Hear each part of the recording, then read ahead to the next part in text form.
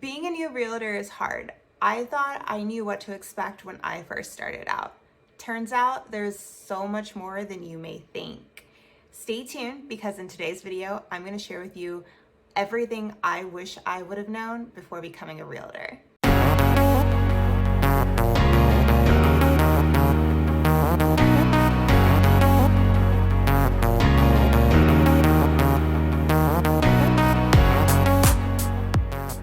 Hey y'all, and welcome back to my channel. My name is Myra from our Nashville Realtor, and today I'm going to be sharing with you everything I wish I would have known before becoming a realtor. So when I first started, I thought I knew pretty much everything, a good idea, I guess you could say, of what to expect. Because before getting licensed, I did all my research and I thought that, I kind of had a good idea. But actually, after I joined my brokerage and I started learning everything, I realized I was kind of way in over my head and did not expect most of the stuff that I was learning. There's a lot of things that I actually was not expecting when I first started off, and I was able to make a list of 10 things. So that is 10 additional things that I learned after all of the just basic research knowledge that I thought I had to begin with. I thought one of the hardest parts was going to be the licensing exam. I kind of had it in my head that if I get past this exam, I can get through this, I can pass, then it's kind of smooth sailing. Turns out that is completely wrong. The hard work really begins after you pass your exam. You put so much work, so much effort into studying and preparing for this exam, and I thought that was going to be my main hurdle to get over. I was like, if I can just pass it, we're going to be good. But turns out that's almost one of the easy parts. And I'm not trying to say it's like easy to pass the exam, but it's definitely one of the easier parts, because once you're on with a brokerage, that's when the real work begins. So for me, the part that is probably the hardest is your ramp up. So that would come after you've done your onboarding, you are with your brokerage now, and they pretty much just set you off. You're on your own. You're free to go off and find your clients and figure out how to run your business. That is definitely a huge, overwhelming job in itself. A lot of brokerages offer training, and sometimes they even will hold your hand a little bit for the most part. But overall, you are on your own. You are essentially your own business. So the ramp up in everything you need to learn, all the systems you have to learn, trying to find your clients, trying to figure out a system that works for you is probably the hardest part, in my opinion. The second thing that I wish I would have known before becoming a realtor are the expenses. So everybody tells you when you first start off, it's going to be expensive and you need to make sure you have X amount of money set aside because it's going to be a while before you have your first closing. I factored in that I was probably going to need about $1,000 or so.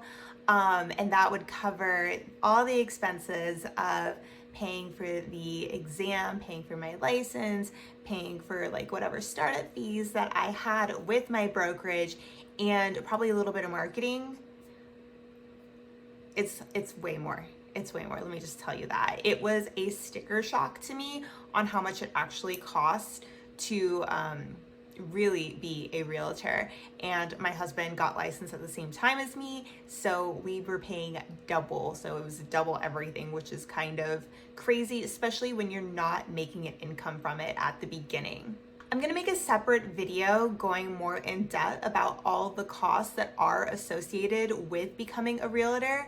So stay tuned for that one. That should be coming soon. But I'll just go over a little bit today on kind of a baseline of the costs that you can expect. So like I said earlier, there's going to be your exam cost. There's a fee to take the exam. There is also a fee to get your license once you pass your exam. There could be brokerage fees depending on what broker you go with. And there's also training fees at some brokerages that offer training. And then there's also association fees with different realtor associations, which is one that I did not really know about. These costs can really start to add up and it can be really overwhelming.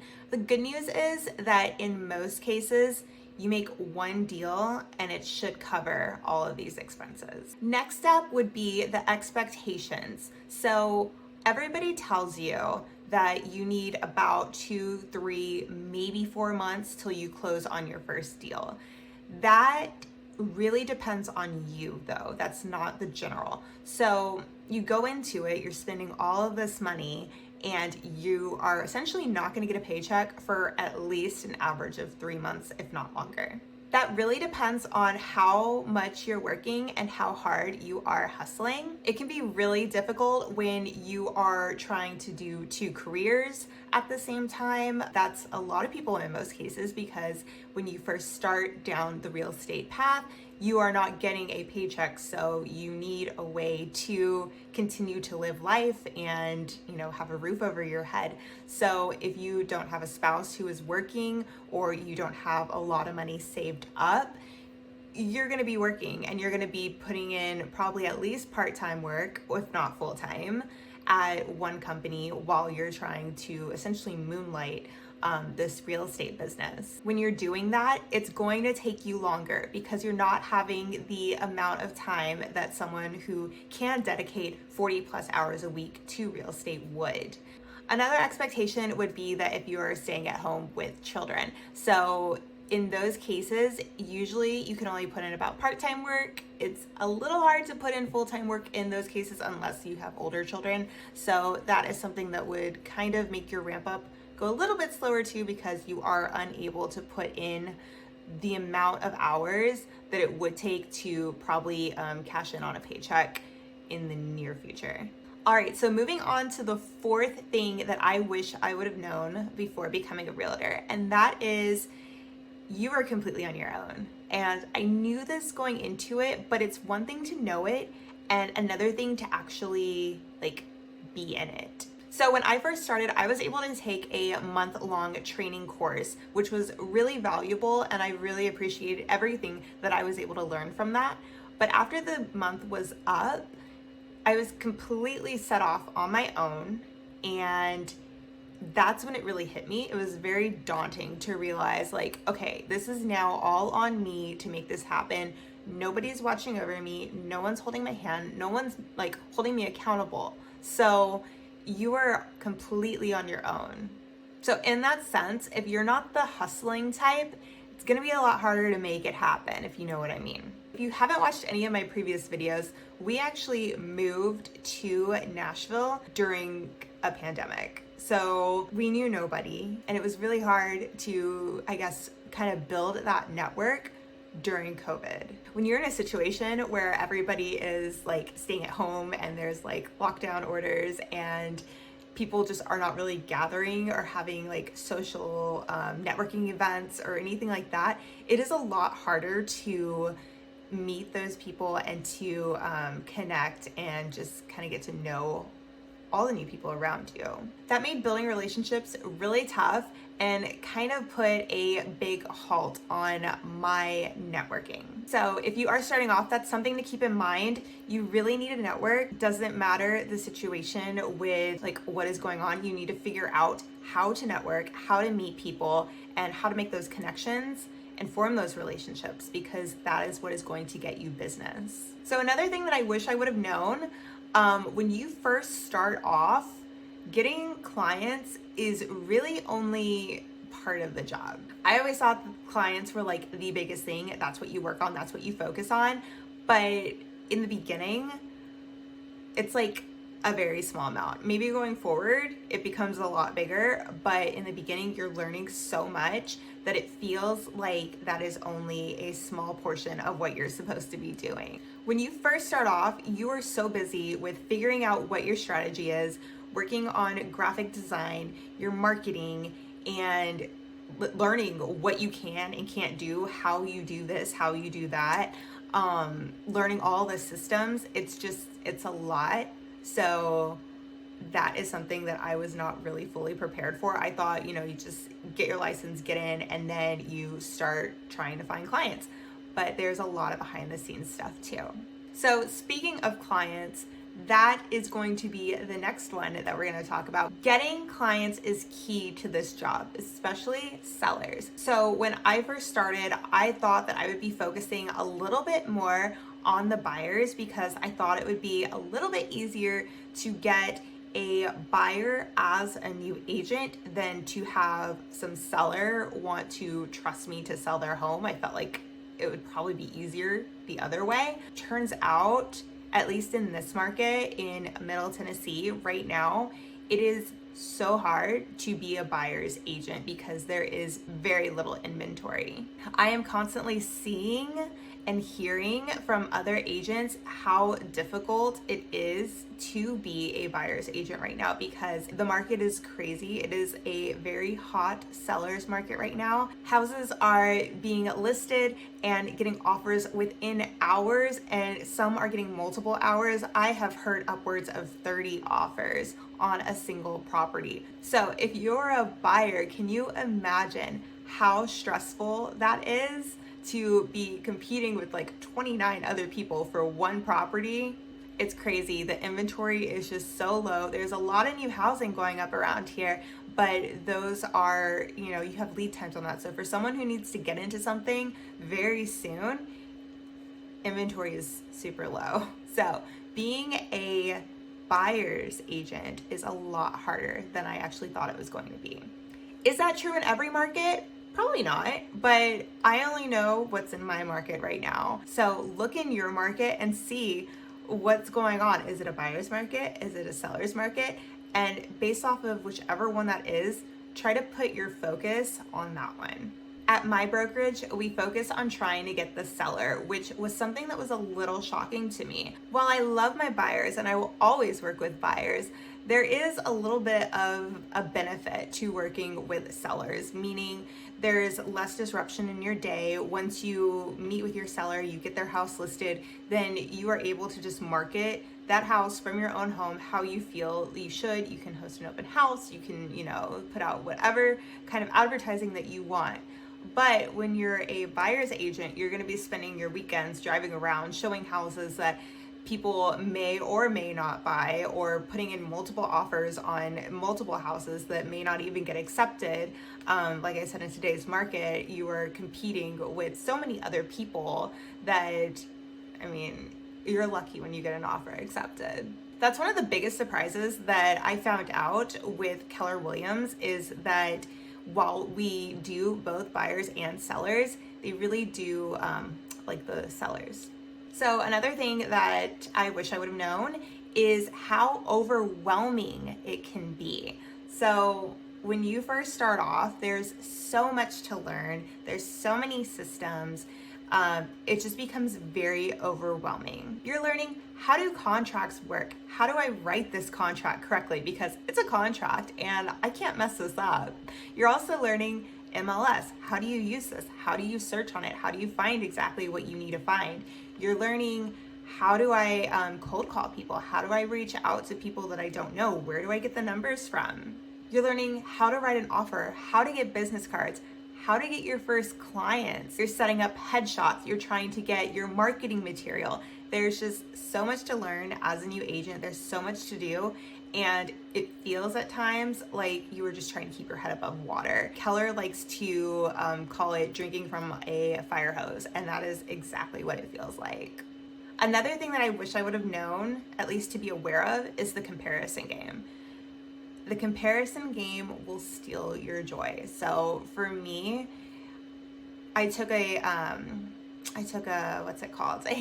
training course at the beginning, and it was a bunch of peers of mine who are in the same kind of stage that I'm in. Some people started like a month or two before me. I was one of the newer ones, but they're all kind of in the same space.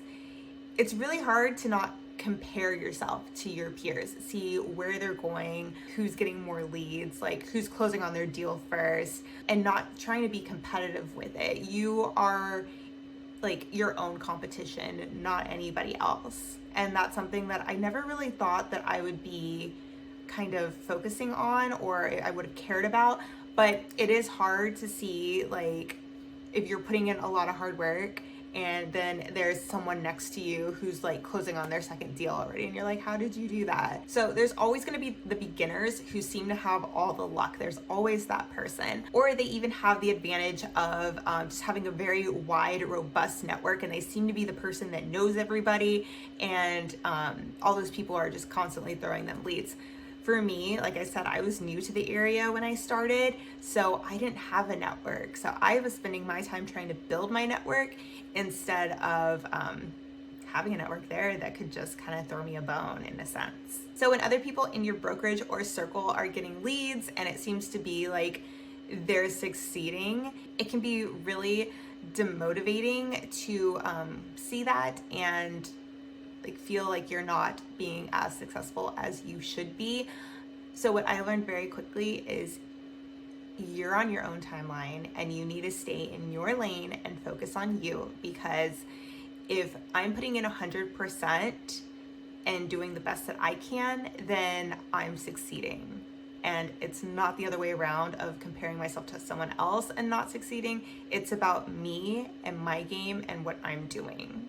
All right, and the final thing that we're gonna cover today is training. So like I said, my brokerage offered multiple different training options for me. They had the 1 month long training course, and they also offer throughout the week like a training course here and there on just different things like DocuSign or writing contracts or something like that we can take. That's one thing, that's on your own time, that's if you wanna do it.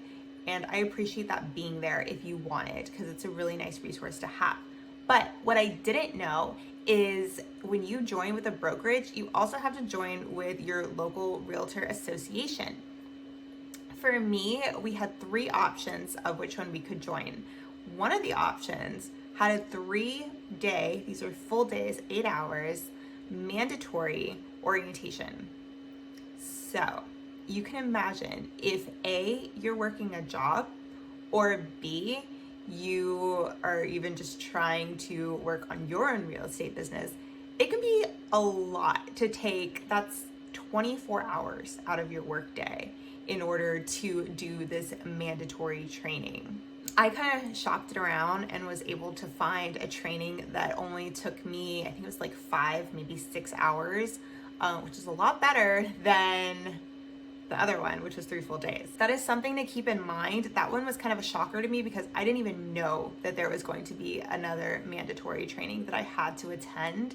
But you have to do that in order to be in good standing, in order to be able to sell. That in mind, if you have a full-time job that you're working or you have children that you need to take care of, it's definitely time consuming. All right, so that's gonna be it for today's video. If you liked this video, please give it a thumbs up. That will help other realtors or aspiring realtors find this information. If you have any real estate related questions or you're ever looking to buy or sell in the Middle Tennessee area, please feel free to reach out to me. I'll leave my information down below. That's gonna be it for today. I will see you guys in my next video. Bye.